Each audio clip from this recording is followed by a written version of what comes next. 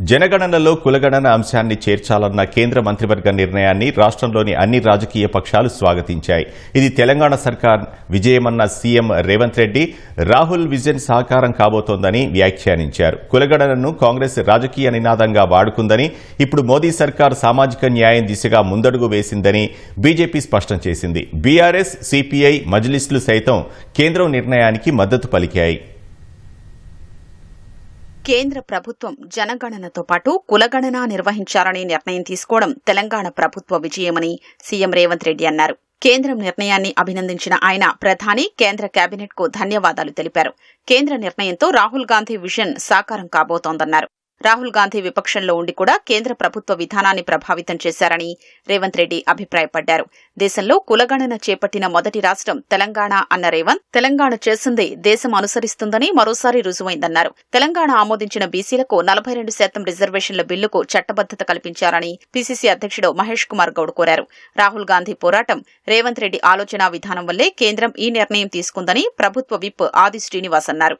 భవిష్యత్తులో బీహార్లో ఎన్నికలు జరగబోతున్నాయి, భవిష్యత్తులో బెంగాల్లో జరగబోతున్నాయి, భవిష్యత్తులో వాళ్ళ రాష్ట్రాలు కూడా ఎన్నికలు జరగబోతున్న క్రమంలో బీసీ డిమాండ్, బీసీ కులగణన జరగాలని చెప్పని పెరుగుతున్న ఒత్తిడిని ఈ రోజు తట్టుకోవడానికే ఈ రోజు ఈ రాహుల్ గాంధీ గారు, రేవంత్ రెడ్డి గారు దెబ్బకు ఈ రోజు కేంద్ర ప్రభుత్వం ఈ కులగణనకు ఓకే చెప్పడాన్ని మేము ఇప్పటికైనా మా ఆలోచనకు అనుగుణంగా వచ్చినందుకు మేము వారికి మా పోరాటానికి మద్దతుగా ఈ దేశవ్యాప్తంగా కులగణన చేయడానికి ముందుకు వచ్చినందుకు సంతోషపడుతూ స్వాగతిస్తూ ఈ రోజు ఇది విజయం, భారతదేశంలో ఉన్నటువంటి బీసీల విజయంగా, ఈ దేశానికి రోల్ మోడల్ గా ఇచ్చినటువంటి తెలంగాణ కాంగ్రెస్ సర్కార్ రేవంత్ రెడ్డి గారు ముఖ్యమంత్రికే దక్కుతుందన్న మాట ఇది బీసీల విజయంగా ఈ సందర్భంగా నేను భావిస్తూ, కులగణనపై కేంద్ర కేబినెట్ నిర్ణయాన్ని కాంగ్రెస్ విజయంగా ప్రచారం చేసుకోవడం సిగ్గుచేటని కేంద్ర మంత్రి బండి సంజయ్ మండిపడ్డారు. కాంగ్రెస్ కులగణన వ్యతిరేకి అన్న కేంద్ర మంత్రి స్వాతంత్ర్యం వచ్చినప్పటి నుంచి ఇప్పటి వరకు నిర్వహించకపోవడమే ఇందుకు నిదర్శనమన్నారు. తెలంగాణ సహా కొన్ని రాష్ట్ర ప్రభుత్వాలు నిర్వహించిన సర్వేలకు పారదర్శకత లేదని దుయ్యబట్టారు. కులగణనను కాంగ్రెస్ రాజకీయ నినాదంగా మార్చేసిందని బీజేపీ ఎంపీ లక్ష్మణ్ ఆరోపించారు.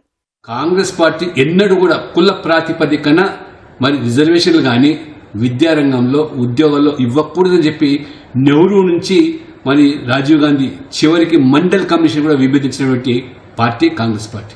అంతేకాదు అసలు ఈ కులగణన అనేది మొదటగా చేపట్టింది బీహార్లో ఎన్డీఏ ప్రభుత్వం.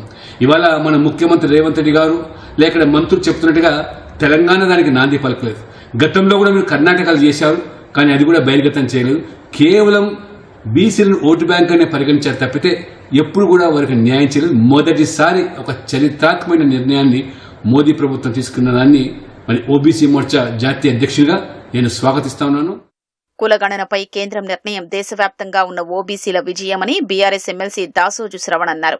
జనగణనతో పాటు కులగణన చెయ్యాలని 2021 అక్టోబర్ 8న తెలంగాణ శాసనసభలో తీర్మానం చేసి కేంద్రానికి పంపిన విషయాన్ని గుర్తు చేశారు. కులగణనపై కేంద్ర కేబినెట్ నిర్ణయం ప్రతిపక్షాల విజయమని సిపిఐ రాష్ట్ర కార్యదర్శి ఎమ్మెల్యే కూనంనేని సాంబశివరావు అన్నారు. దేశంలో కులగణన అత్యవసరమని 2021 నుంచి తాను ఈ అంశాన్ని డిమాండ్ చేస్తున్నట్లు మజ్లిస్ అధ్యక్షుడు అసదుద్దీన్ ఓవైసీ అన్నారు.